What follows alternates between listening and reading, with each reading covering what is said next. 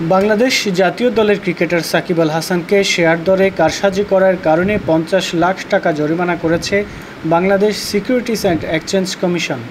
মঙ্গলবার অনুষ্ঠিত BSEC 923তম commission সভায় এই সিদ্ধান্ত হয়েছে। এক প্রেস বিজ্ঞপ্তিতে তথ্য জানিয়েছে বিএসইসি।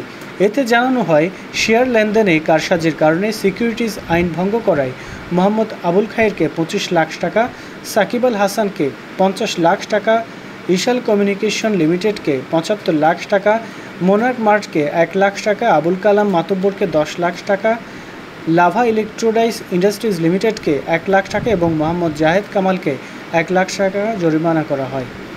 প্যারামাউন্ট ইন্স্যুরেন্স কোম্পানির শেয়ার কারসাজির কারণে তাদের সবাইকে মোট 1,63,00,000 টাকা জরিমানা করা হয়।